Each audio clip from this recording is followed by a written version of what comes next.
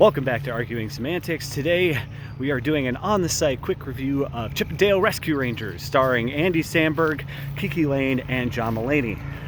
Chip 'n Dale Rescue Rangers follows the titular pair, now reimagined as high school friends who created the characters that we all know and love. After drama on set, the show is canceled, having each of the characters go their separate ways.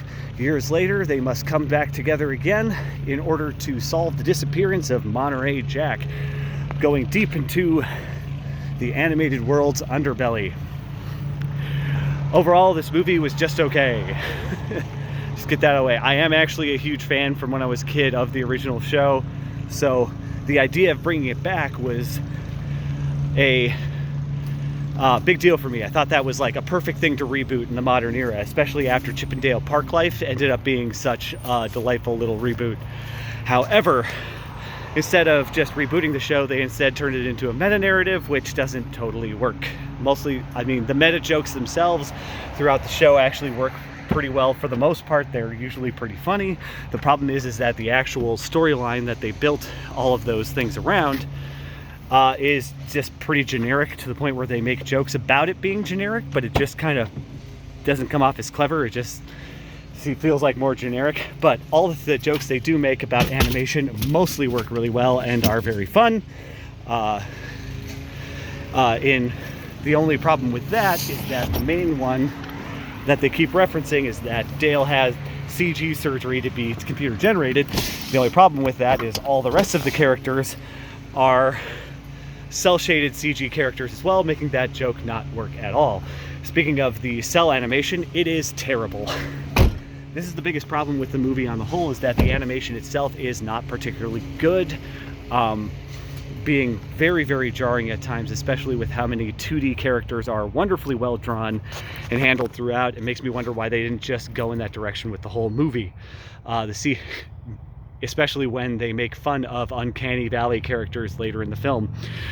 Just in general, it was just kind of disappointing. I did have a good time watching it. There were a lot of like really, really great individual jokes and a couple of well-handled sequences, like your traditional laser dodging scene that comes later in the movie, and a couple of the revelations were pretty fun.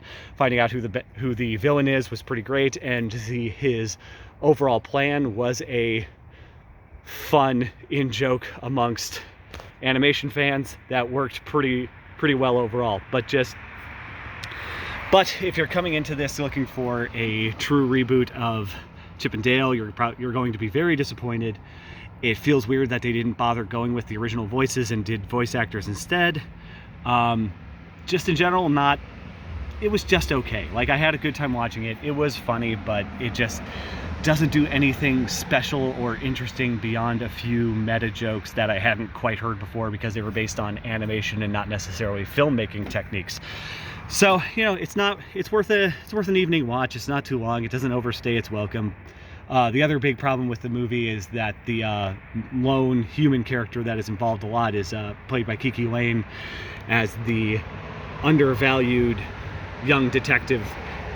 Just doesn't work, and mostly because she's not very good. I enjoyed her enough in Beale Street when that came out, but she is just completely miscast here and doesn't add anything to the story.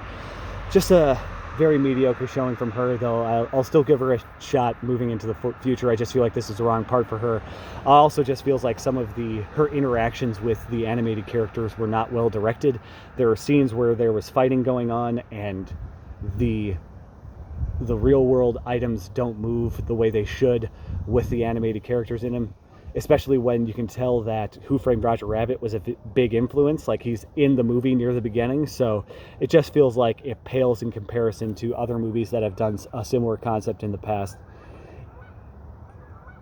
In the end, it feels like they were kind of setting up for maybe doing a reboot of Rescue Rangers in this universe, but I am not excited for it. I'll just go back to watching the original series and Park Life and be happy with it. Overall, this movie is just okay. It's worth a watch if you want to see some of the jokes, but don't expect much going in. Overall, it's like a 6 or a 7 out of 10. That's about where I would give it. But anyway, thanks for watching. That being said, my name is James, and this has been Arguing Semantics.